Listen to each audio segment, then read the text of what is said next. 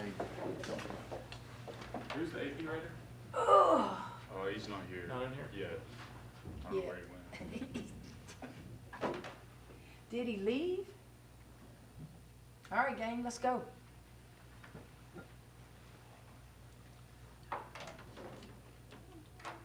No opening statement. Go ahead. No, I don't have Oh, one. okay. Okay, Coach.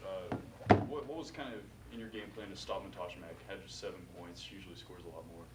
Well, one, she's a very good basketball player, and we know she and Vivian Gray are the 2 top scorers in our league. So that's a challenge for us, and we accept those challenges defensively. Mack is also one of the leading rebounders in our league, and she got 15 tonight. But, you know, we take a lot of pride in our defense.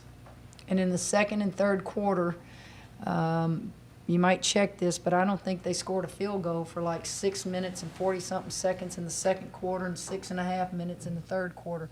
Going into the fourth quarter, they'd only scored 9 points a quarter. That's guarding people. And we just have the utmost respect for those 2 players. We know they're going to shoot the majority of their shots.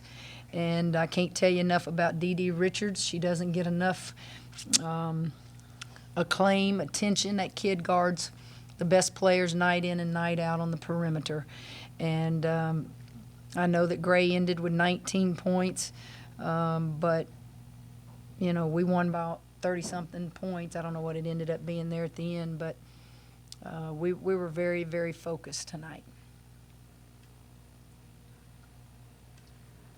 And then I guess while I'm at it, Coach, congratulations on being named a finalist for the Basketball Hall of Fame. What does that mean to you? And then also to be a finalist along with Eddie Sutton, whose name is on the court. I'll tell you what I think. Eddie Sutton needs to be the first player taken in that class.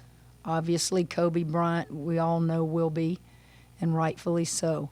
But Eddie Sutton is long overdue, and to see his name on that court touched my heart. And if I have to step aside for a man like that to get it, I'd tell those voters, you vote for Eddie Sutton. I'm not up against Eddie Sutton. He's on the men's side. But that's how much I think of that man. To watch his 2 sons out there today. Was he here for the game? Was he here today? He was here for the men's game. Sure, that's what I'm saying. Didn't he have a son on each bench? How many daddies get to do that? Those are the type of things that touch me. He was one of the greatest coaches, and he guarded people. And I have the utmost respect for that man, and I can't believe it's taken them this long to make him a finalist. And I'm rooting for him. I don't have a vote, but I have a voice. Coach, the efficiency that your team had from the free throw line, how important was being that efficient? Well, we're not very good from the free throw line, or we have not been. There are games where we certainly have been, but it's important to us. If we're going to make a run here and try to win this league again and try to make a deep run in the NCAA tournament, you got to step up there and make free throws, because a free throw can cost you a ball game, and they know it. I don't overemphasize it. I think it's you know, free throw shooting is mental. Get up there and make a shot and quit thinking about it. And we've shot well the last couple of games from the foul line. In a game like this, where it's pretty obvious the outcome most of the way, what does your team take from that? What do you learn from it? Well, we have been playing in spurts I'd say the last 3 weeks. Why? You hadn't had your full team on the floor healthy. Cox was out, you know, the first part of the season. We get her back, then Alyssa Smith goes out.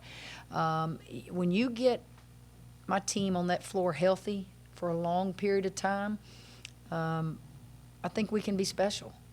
And we're a different team than we have been. You know, we don't have Kalani Brown inside at 6'7" anymore, but we got some tremendous athletes and scorers. And I thought our bench was great tonight. I don't even like to say bench because this kid's normally a starter, but I chose to bring her off the bench tonight, and wow, she did great. So I've got about 8 or 9 that could be out on that floor when we tip it off. Coach, Cooper passed 1,000 points today. I just told her that in the locker room, so maybe you need to answer that. I mean, she's getting old. Or just 15 team today too, so beat your season average. Oh, well, thank you. It felt good. I mean, I didn't know till just now, so that feels good to know that I did that. I didn't really play consecutive college years, so that's cool to get that. I thought you saw our team, we can score at all positions. You think, well, God, Baylor always has these dominant players. Well, yeah, we do. But I think if you look at the box score, everybody scores for us. We share the ball. If you look at statistics, our assist to turnover ratio, we lead in a lot of national categories on assist. Our kids are not afraid to share the wealth. And I think that that's very important for us.